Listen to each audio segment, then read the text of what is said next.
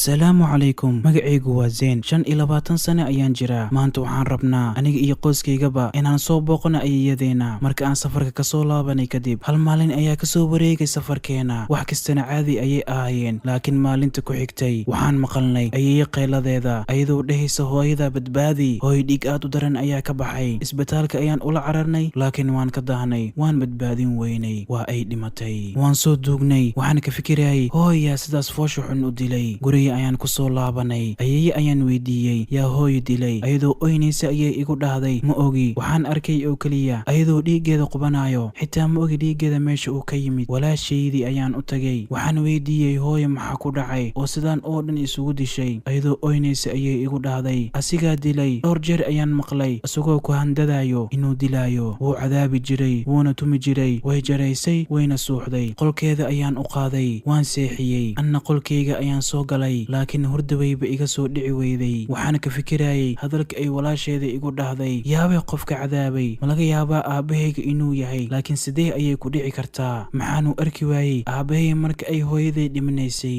saan u fikirayay waan daalay ilaa aan ka seexday saqda dhexe marka la gaaray ayaa waxaan riyadeeda ku arkay hooyo oo gacmaha iyo afkaba ka xiran oo aad u oynaysa markasta oo aan u dhawaado si aan u badbaadiyo way iga sii fakanaysay ilaa ay iga qarsoontay waxaan soo kacay anoo neefba qaadan karin waxaa kaloo iga sii cabsiinayay cododka banaanka iga imaanayay markastoo aan soo kaco oo banaanka fiiriyo waxba ma arkaayo marka aan sariirteeda ku soo laabtana qaylada ayaan maqlayaa dhowr jeer ayay arrintaas igu soo laalaabatay ilaa subaxdii laga gaaray walaasheeda ayaan aaday si aan u weydiiyo qofka ay ii sheegaysay shalay walaasheeda oo aad u cabsanaysa ayaan ku dhahay maxaa kugu dhacay waxay igu dhahday xalay hooyo qayladeeda ayaan maqlay laakiin shalay yaa ula jeeday qofka hooyo dilay aabe markasta hooyo ayay isdagaali jireen aad ayuu u garaaci jiray wuuna cadaabi jiray markastana waan ku dilaa ayuu dhihi jiray markastana waa aan difaacana aniga xitaa wuu i garaaci jiray hooyo ayaa iga celin jirtay waxayna igu dhihi jirtay hana soo dhexgelin haddii kale adiga ayuu ku garaacayaa wuxuuna dhihi jiray waan idin necbahay sababta uu nagu nacayna waan garan waayey mana umalaynaynin xaaladiisa inay gaarayso heer uu hooyo dilo maxay ka halaysay marka uu hooyo sidaas foosha xun u dilaayo tacsida ayaan gutay mana arag hooyo qabrigeeda ayaan booqday anuu ku oynaya oona la hadlaaya ayaa waardiyaha asoo toosh wata ii imaaday asoo hadalka ii bilaabi raba ayaa qof soo socda noo muuqday haddaan fiiriyeyba waaba aabe asoo neef tuuraya ayuu nagu dhahay waxaa qasab ah meedkiina inta ka bixino anoo garaaci raba ayaa waardiyaha iga qabtay wuxuuna ku dhahay maxaa sidaas u rabtaa wuxuu dhahay qabuuraha qoyskayga lagu duugo ayaa ayadana lagu duugayaa waayo waa xaaskayga anoo xanaaqsan ayaan ku dhahay hadda maa soo xasuusatay in ay xaaskaaga ahayd marka aad cadaabi jirtay ma xasuusneen miya waardiyaha ayaa nagu dhahay meeshaan buuqa uma fiicna marka uu aaba baxay ayaa waardiyaha igu dhahay ani haween walba qaylo oo qabriga hooyada ka imaanayso ayaan maqlaa arrintaasna ma dhacdo ilaa qofka marka la dilo mooye guriga ayaan ku soo laabtay waardiyaha hadalkiisa ayaa igu soo laalaabanayay waan garan waayey waxaan sameeyo waxaan isku dayay inaan seexdo laakiin marka aan seexdaba hooyo qayladeeda ayaan ku soo kacaya qaylada marba marka ka dambaysa way sii badanaysay albaabka ayaa laysoo garaacay waxaan ku dhahay yaa waaye waardiyaha waaye ayuu igu dhahay albaabka ayaan ka furay weliba asoo cabsi ay ka muuqato ayuu igu dhahay arrin muhiim ah waaye waxaan laga maarmaan ah inaad ogaato waa